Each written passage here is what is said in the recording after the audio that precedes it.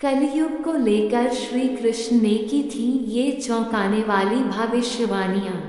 कई युगों से संस्कृत में लिखा गया ये धार्मिक ग्रंथ मानवता का मार्गदर्शन करता आया है। धर्म क्या है, मोक्ष क्या है, क्या सही है क्या गलत है, भगवत गीता में सारे सवालों के जवाब है। धर्म ग्रंथ के अंतिम अध्याय में कलयुग को लेकर कुछ भविष्यवाणियां भी की गई हैं। हालांकि ये भविष्यवाणियां श्री कृष्ण द्वारा 5000 वर्षों पहले की गई थी, लेकिन आज ये सारी भविष्यवाणियां पूरी तरह सच साबित हो रही हैं। इतने वर्षों पहले लिखे ग्रंथ में वर्तमान के बारे में जो भी बातें कही गई हैं, बिल्कुल सटीक बैठती हैं। इसमें धरती के अंत को लेकर भी कई चौंकाने वाली भविष्यवाणियां हैं। आखिरी की स्लाइड्स में पढ़ी धरती के अंत के रहस्य। कलयुग में धर्म, सच्चाई, स्वच्छता, सहिष्णुता, दया, जीवन काल, शारीरिक बल और याददाश्त सब कुछ घटता चला जाएगा। कलयुग में मनुष्य का केवल उसकी दौलत के आधार पर मूल्यांकन किया जाएगा। कानून और न्याय केवल किसी की शक्ति को देखते हुए लागू किया जाएगा। पुरुष और स्त्रियां केवल बाहरी आकर्षण की वजह से साथ रहना शुरू कर देंगे। बिजनेस में सफलता धोखे और बेईमानी पर आधारित हो जाएगी। पुरुष और स्त्रीत्व का मूल्यांकन सेक्स अपील के तौर पर किया जाएगा।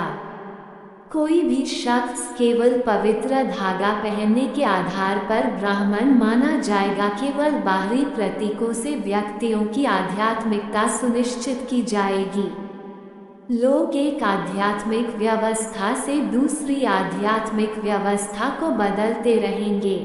एक शख्स की संपत्ति और प्रतिष्ठा पर सवाल उठाए जाएंगे अगर उसकी कमाई अच्छा नहीं होगी। जो शख्स शब्दों का खेल खेलने में कुशल होंगे, ऐसे लोगों का बोलबाला रहेगा। ऐसे ही लोगों को कलयुग में विद्वान समझा जाएगा। कलयुग में थोड़ी दूर पर स्थित एक जलाशय को एक पवित्र स्थान की मान्यता मिल जाएगी। केवल पेट भरना ही जीवन का लक्ष्य रह जाएगा। जो अपने परिवार का भरण पोषण करने में सक्षम होगा, उसे ही समाज में प्रतिष्ठा हासिल होगी। धर्म के सिद्धांतों का अनुसरण केवल अपनी प्रतिष्ठा बचाने के लिए किया जाएगा। अगर किसी शख्स के पास पैसे नहीं हैं तो उसे अपवित्र माना जाएगा। बनावटीपन को एक गुण माना जाएगा। मौखिक समझौतों से शादियां होंगी। धरती भ्रष्टाचारियों की भीड़ से भर जाएगी। सामाजिक वर्ग से जो भी खुद को सबसे ताकतवर पेश कर पाएगा, उसे ही राजनीतिक शक्ति हासिल होगी। तरह तरह के करों से परेशान होकर आम आदमी घास, पत्तियां, मांस, शहद, फल, बीज खाना शुरू कर देगा। सूखे की वजह से आम आदमी बुरी तरह प्रभावित होगा। कलयुग में लोग सर्दी, तूफान, गर्मी, बाढ़ और बर्फबारी से परेशान होंगे। झगड़े, भूख, बीमारियां और बेचैनी से लोग प्रताड़ित होंगे।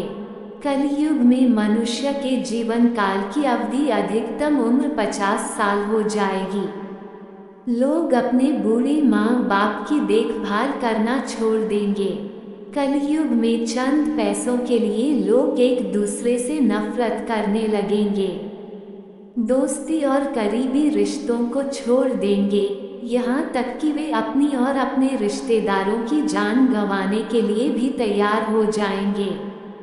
असभ्य लोग भगवान के नाम पर पवित्रता ग्रहण करने का ढोंग करेंगे और साधुओं का भेष पहनकर अपनी आजीविका चलाएंगे।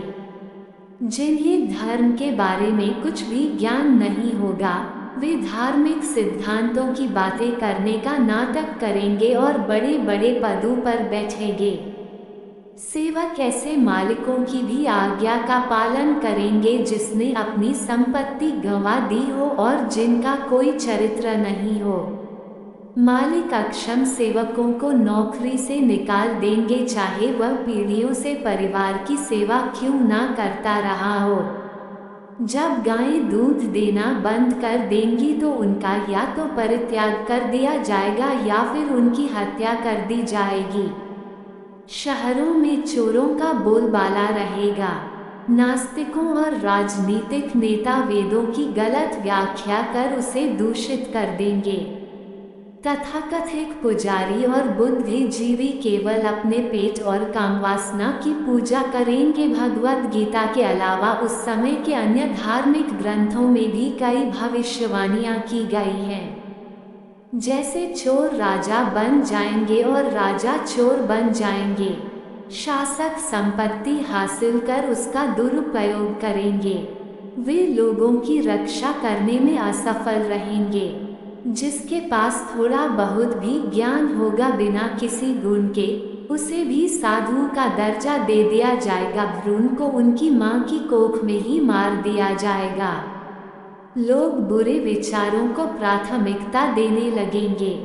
कोई किसी पर भी भरोसा नहीं करेगा। भूख और भय से पीड़ित लोग जमीन के अंदर कहीं शरण लेंगे। युवा लड़कियां अपने कौमारिया का व्यापार करेगी। बारिश के देवता वर्षा के वितरण में अनियमितता लाएंगे और दुकानदार बेईमानी से अपना व्यापार करेंगे। जिसने भी जन्म लिया है उसे मौत का डर हमेशा सताता है। उसी तरह इस धरती का भी एक दिन अंत होना है। प्रलय के दिन या दुनिया के अंत का दिन तीन तरह से होगा: नैमित्तिका, प्राकृतिक, आत्यांतिक। तुरंत यह विनाश दक्षिणी महासागर के पानी के भीतर किसी विस्फोट की वजह से होगा। इससे पहले भयंकर सूखा पड़ेगा। नदी, सागर और जमीन के नीचे का पानी सब सूख जाएगा।